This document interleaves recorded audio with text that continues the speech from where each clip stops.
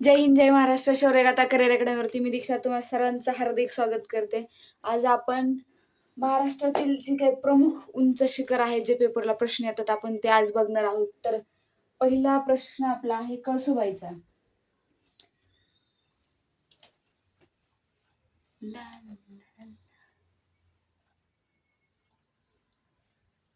हे शिखरांचे जे क्वेश्चन आहेत ना, जसं की उंच, महाराष्ट्रातील, भारतातील, जगातील, माउंट K2 वगैरे, हे जे K2 वगैरे हे जर विचारत असतील ना, तर त्याचं काय लक्षात ठेवायचं, कुठं आहे, त्याची हाईट किती आहे, किंवा बघायचं एक गोष्ट ना एकदम खतरनाक लक्षात ठेवायची. ती म्हणजे काय माहितीये का, ज्यावेळेस तुम्हाला एखाद्या हाईट बद्दलचा प्रश्न दिलाय ना, अमुक अमुक हे शिखर कोणत्या जिल्ह्यामध्ये आहे, त्याची हाईट जर विचारली, एकतर फूटमध्ये किंवा मग मीटरमध्ये विचारतात, तर फूट आणि मीटरमध्ये ते लक्षात ठेवायचं.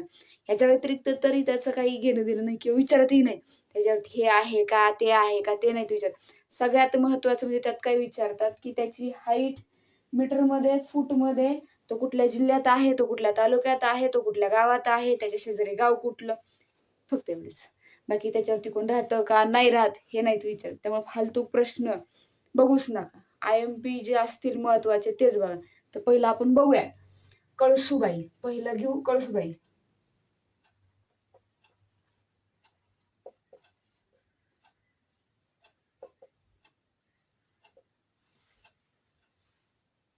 सोळाशे 46 ही तिची मीटरमध्ये उंची आहे, आणि फूटमध्ये जर बघितलं तर 5400 फूट ती आहे.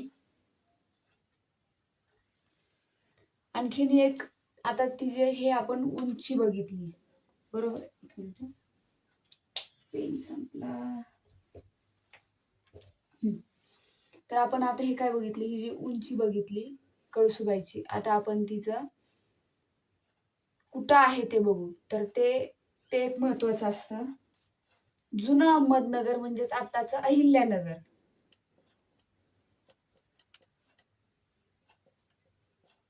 आणि आत्ताचं अहिल्यानगर, अहिल्यादेवी होळकर यांच्या नावावरून ते अहिल्यानगर असं नाव दिलेलं आहे.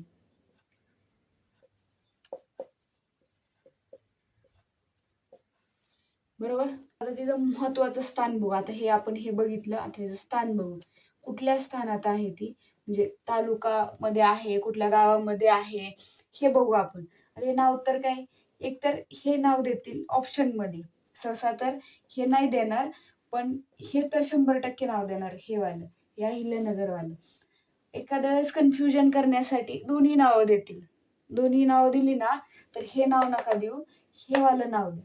हे नाव दिलं तर एखाद्या वेळेस जर वरून गव्हर्नमेंटनी जर ऑर्डर दिले की नाही ते चुकीचं आहे, तर तुमचे मार्क जाऊ शकतात. ऑप्शन मध्ये आहे अहमदनगर, अहिल्यानगर आणि आणखीन 2 जिल्हे असे जर दिले महाराष्ट्रामधले किंवा बाहेरचे कुठलेही देऊ, पण त्या दोन्हींमध्ये हे 2 जर असतील तर हे वालंच नाव द्या, हे वालं नका देऊ. हा, जर एखाद्याने दिलंच आणि जर गव्हर्नमेंटनी सांगितलं पेपर चेकिंगच्या वेळेस की नाही हे पण चालतंय, तर मग चांगलीच गोष्ट आहे. नाही म्हणले ना, तर मग एक हाताचा मार्क निघून जाईल. अहिल्यानगर मध्ये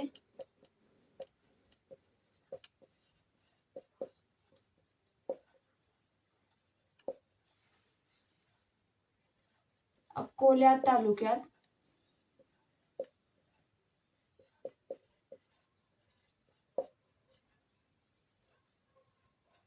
अकोला तालुका आणि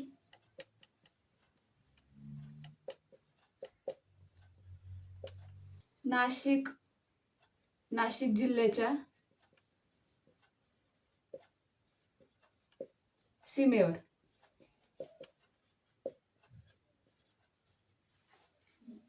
आणि यातला आणखीन एक प्रश्न तयार होतो, तो म्हणजे तो IMP आपल्याला येतोच, की महाराष्ट्रातील मोठे उंच शिखर किंवा सगळ्यात उंच शिखर आहे, मोठेच्या ऐवजी सगळ्यात उंच शिखर कोणते,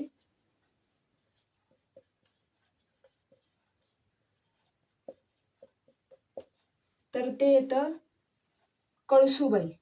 त्याची उंची आहे 1646 फुटामध्ये जर बघितली तर 5400.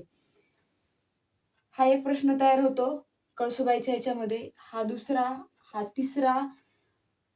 नाव जरी विचारलं की महाराष्ट्रातलं कोणतं आहे, हा चौथा एक तयार होतो. अहिल्यानगर एक 5वा होतो. आणि जर सीमेवरती विचारलं कुठल्या जिल्ह्याच्या सीमेवरती कळसुबाई हे शिखर स्थित आहे सीमेच्या जवळ, तर नाशिक हे येऊ शकतं. एका प्रश्नामध्येच 5 प्रश्न तयार झाले. तर अशा प्रकारे हे सोडवा. आणि मंदिर वरती जर आपण चढलो, शिखराच्या वरती जे काही असं आहे, त्याच्या वरती नाही तर एक मंदिर आहे. ते मंदिर आहे कळसुबाईचं. कळसुबाई जी देवी आहे,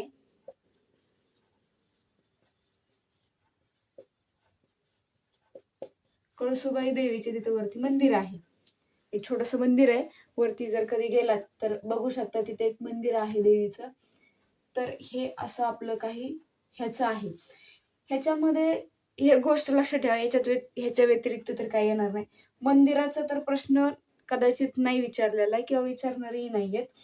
पण ह्यातले हे जे 5 प्रश्न मी जे सांगितले होते ना, ते 100% विचारणार. आपण आता दुसरं बघूया, जे की आहे साल्लेर, जे की महाराष्ट्रातलं. आपण आता साल्लेर हे बघू 2 नंबरला. जे काही साल्लेरचं आहे ते साल्लेरचं बघू आपण आता. साल्लेर हे एक किल्ला आहे जो सह्याद्री पर्वतावरती आहे. हे झालंय आपलं साल्लेरचं. जर बघायला गेलं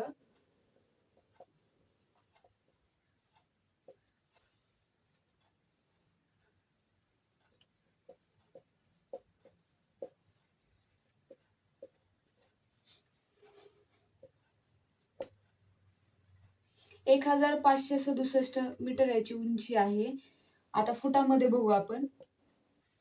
5141 हे फुटामध्ये येतं. आता ह्याचं स्थान बघू आपण, कुठे आहे काय आहे. हे नाशिक मध्ये आहे.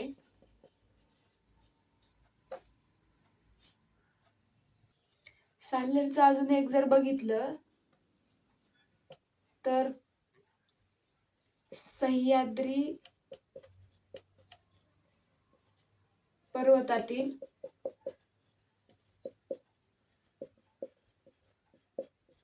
सर्वात उंच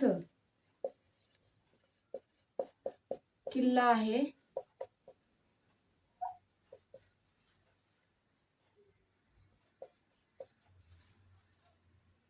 आणि महाराष्ट्रातलं कळसुबाईच्या नंतरचं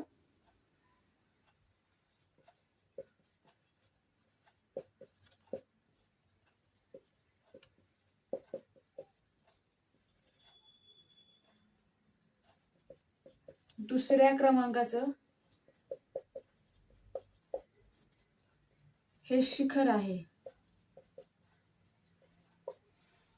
बरोबर. ह्याची खासियत जर बघितली तर हे सह्याद्री पर्वतातील सर्वात उंच किल्ला आहे. आणि कळसुबाई नंतरचं दुसऱ्या क्रमांकाचे हे सर्वात मोठं शिखर आहे. त्याची उंची 1567 मीटर आणि फुटामध्ये 5141 आहे. स्थान याचं नाशिक मध्ये आहे. एक आणखीन एक आख्यायिका आहे ह्या साल्लेरची, की असं म्हणतात ह्या साल्लेरच्या वरती भगवान परशुराम जे आपले आहेत महादेव भक्त, रामायण महाभारत अशा खूप साऱ्या पुराणांमध्ये ज्यांचा उल्लेख आहे, तर त्यांचं तिथे छोटस मंदिर आहे. आणि भगवान परशुराम हे तिथे तप करायला यायचे अशी काही आख्यायिका आहे. तर हे फक्त तिथे गेल्यावरती कळतं की त्याच्यावरती एक मंदिर छोटस भगवान परशुरामाचं आहे. याच्या व्यतिरिक्त ह्याच्यामध्ये हे जास्त काही नाही, जसं की कळसुबाईच्या ह्याच्याबद्दल आहे तसं हे काही नाहीये. पण हा सह्याद्री पर्वतातील सर्वात उंच हे विचारू शकतात. बाकी तर काही नाही विचारणार. तर आपण तिसरं बघूया. आपलं तिसरं आहे गळणदेव. तिसरा प्रश्न गळणदेवचा, जे की त्याचा आपण बघूया हाईट वगैरे किती येतं काय येतं ते. ह्यातलं तुम्हाला कितीही प्रश्न येऊ द्या, ह्यातला प्रश्न आहे ना प्रत्येक पेपरला येतो.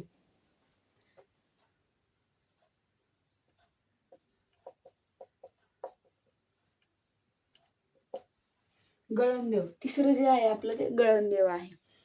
एक गोष्ट कायम आहे ना, हेच की तुम्हाला 2-3 प्रकारेच हा प्रश्न विचारला जातो. ह्याच्या व्यतिरिक्त तरी हा प्रश्न किंवा वेगळ्या पद्धतीने तरी माझ्या मते नाही विचारला जात. हां, महाराष्ट्रातले विचारू शकतात. नंतरनं भारतातले आणि जगातले. ह्या देशात कितवा अन्न आहे का? त्या देशात आहे का? कितवा म्हणजे त्या देशात आहे, तर भारतानुसार त्याची उंची किती आहे? असे प्रश्न विचारू शकतात. कारण कसेही प्रश्न येतात. तिसरा आहे गळणदेव. 1522 मीटर.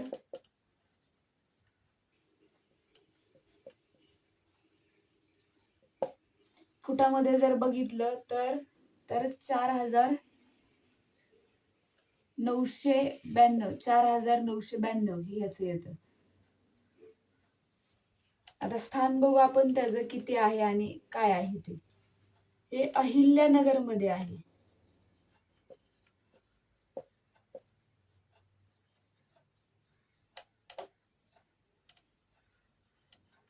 अहिल्यानगर जे की अहमदनगर या नावाने देखील पहिलं ओळखीचं होतं.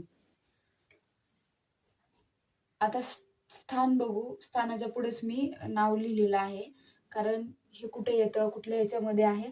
आणखीन एक म्हणजे काही जे शिखर आहेत त्याच्यामध्ये किंवा 1-2 किल्ल्याच्या मध्ये हे साल्हेरचं जे किल्ला आहे किंवा शिखर आहे ते मधोमध येतं. तर ते आपण बघूया की कुठे आहे आणि काय आहे ते. घनचक्कर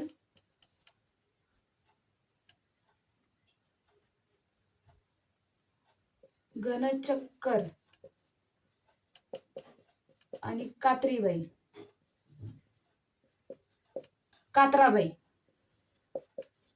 नाही, कात्राबाई. घनचक्कर आणि कात्राबाई या दोन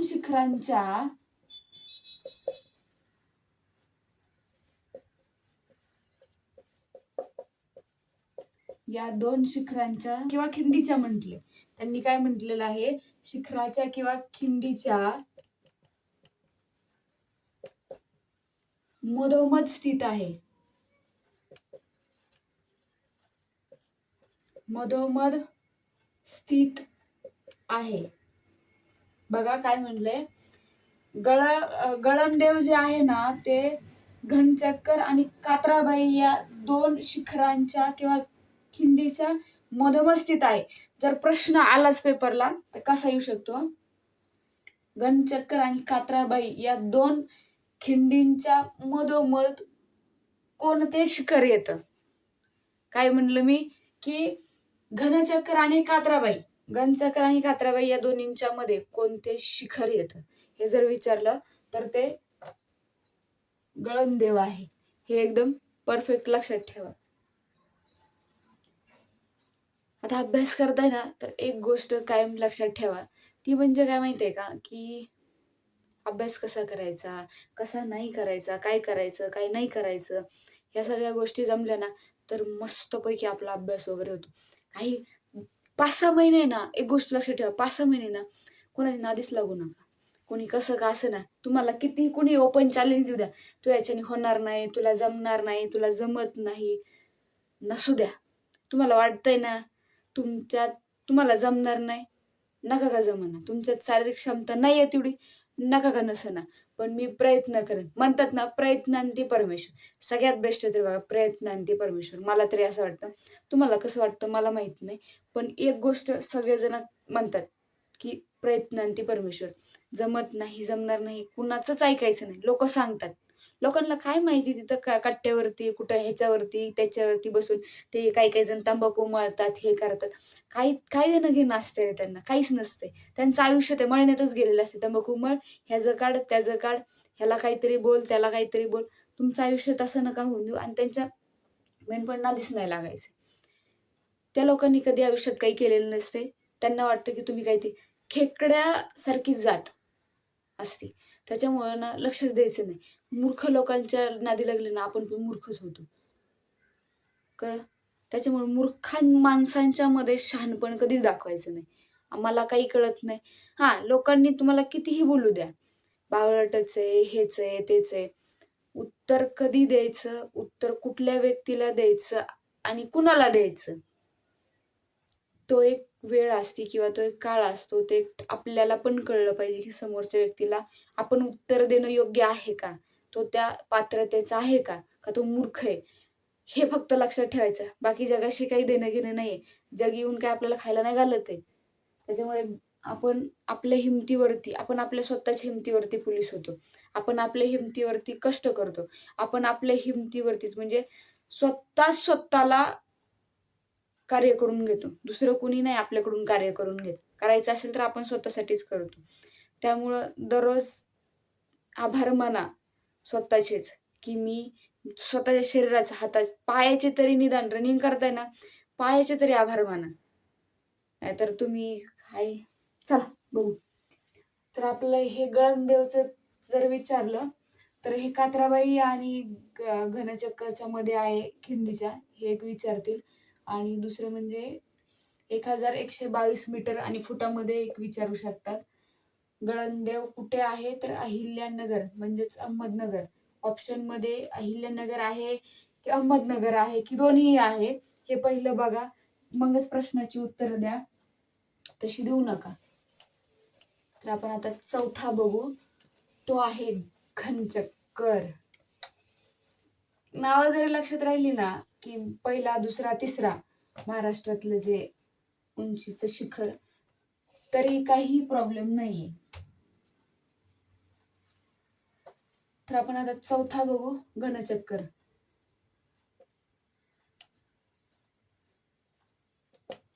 (1532) उंची. पुस्तकांमध्ये वेगवेगळी दिली आहे. जर तुम्ही गुगलला ह्याला त्याला जर चेक केली ना तरी चालेल. पुस्तकामध्ये माझ्या मते 1509 दिली आहे. कदाचित 1509 दिली आहे, पण 1532 नाहीये पुस्तकात वगैरे. आणि 1509च आहे. तर ती मीटरमध्ये दोन दिलेत. घनचक्करच्या ज्या हाईट आहे, उंची, त्या 2 दिल्यात. एक आहे 1500, मी म्हणलं होतं का नाही, पुस्तकात पण आहे आणि सगळीकडेच आहे. 2 आहेत, दोन्हीपैकी एक ऑप्शन मध्ये तुम्हाला देतील. 1509 एक आहे आणि 1532 उंचीमध्ये जर बघितलं ना तर ते 1509 आहे. 1532 किंवा 1509 हे दोन्हीपैकी एकच तुम्हाला विचारतील. ह्याच्या व्यतिरिक्त तर नाही विचारणार. पण लक्षात ठेवा की ह्याला 2 आहेत. लक्षात ठेवा ह्याला 2 आहेत, 1532 आणि 1509. काही पुस्तकांमध्ये 1509 दिली, काही पुस्तकांमध्ये 1532 दिली. त्याच्यामुळे हे ऑप्शन आलं ना की देऊन टाका, काही प्रॉब्लेम नाही, दोन्हीपैकी एक. पण जास्त करून 1509 जर असेल ना ऑल पुस्तकांमध्ये, किंवा आणखीन दुसऱ्या लेक्चरमध्ये किंवा दुसरं कुणी जरी सांगत असेल ना 1509 आहे सगळेजण, 32चा जास्त उल्लेख नसेल तर 9 द्या, किंवा 9 जर नसेल तर मग 32 द्या. पण ऑप्शन मध्ये काय बघा, 32 का 9 आहे, दोन्ही जर असेल तर मग 100% डोळे झाकून 1509 द्या. कारण सगळेजण तेच सजेस्ट करतात की 1509 द्या म्हणून. तर आपण फूट मध्ये बघूया, फुटात किती आहे ते.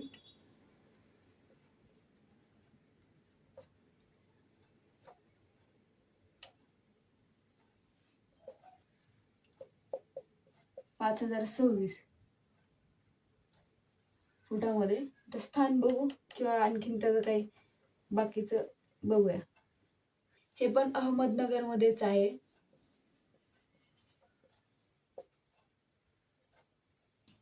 अहमदनगर मधील अकोले तालुक्यात.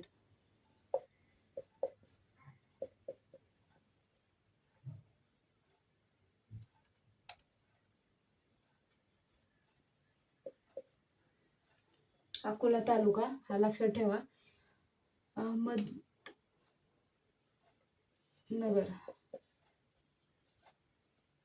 अहमदनगर ओके. हे पण नाशिकच्या सीमेजवळच येतं. हे पण आहे ना नाशिकच्या सीमेजवळच येतं.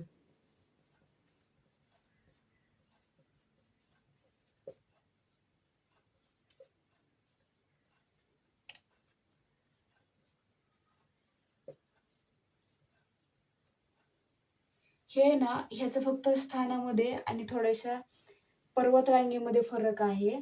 तो कुठल्या माहितीये का?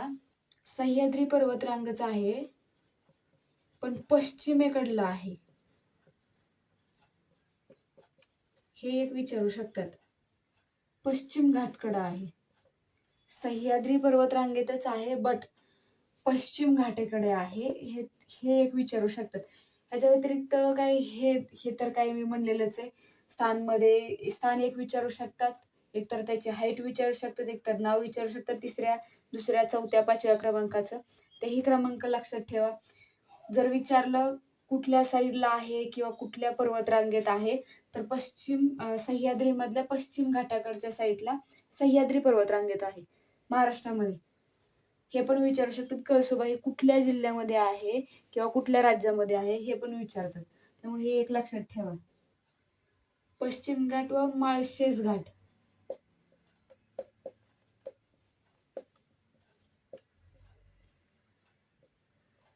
या दोन घाटांच्या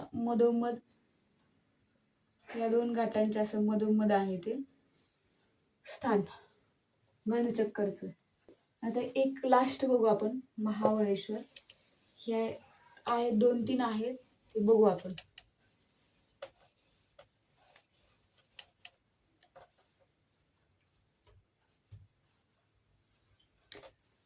पाचवा महाबळेश्वर.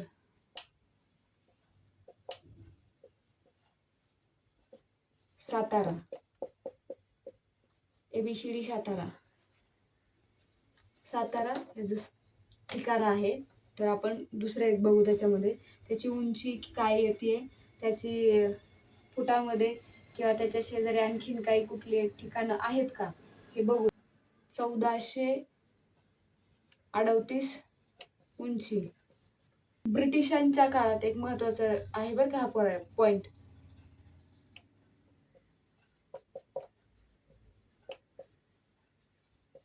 ब्रिटिशांच्या काळात त्यांची उन्हाळी राजधानी होती.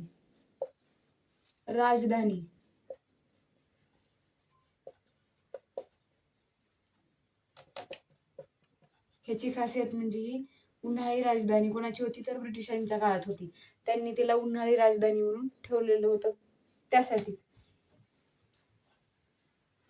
तिथं 5 नद्यांचा संगम पण होतो बरं का. 5 नद्यांचा संगम पण होतो महाबळेश्वर साताऱ्याला. तिथं महादेवाचं मंदिर आहे.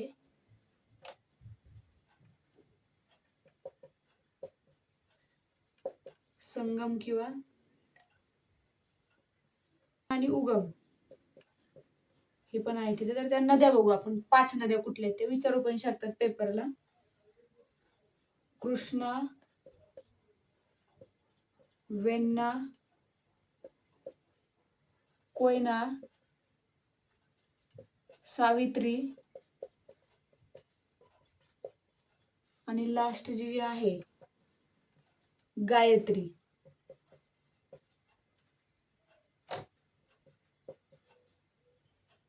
या 5 नद्यांचा उगम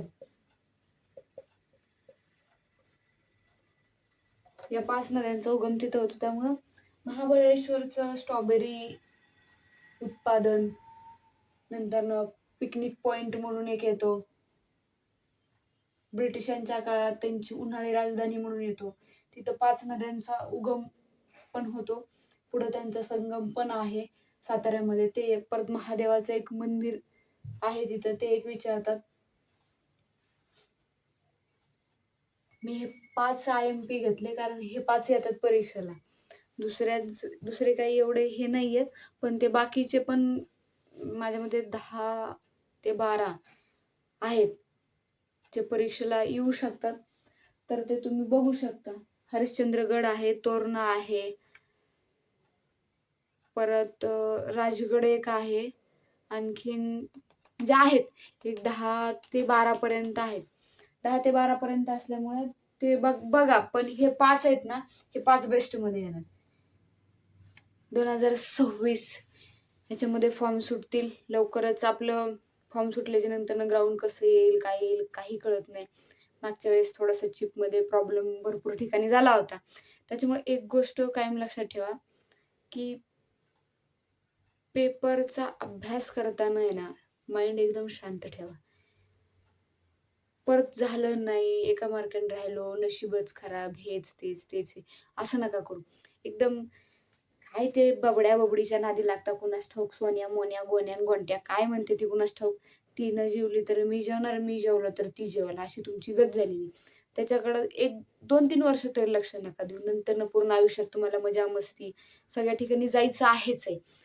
पण करिअर करायच्या वयामध्ये आहे ना, ह्या अशा गोष्टी नाही केलेल्याच बऱ्या. नाहीतर नंतरनं मग इथं जॉबला जा, तिथं 10,000चा जॉब कर, तिथं 15,000चा कर, त्यात भागत नाही.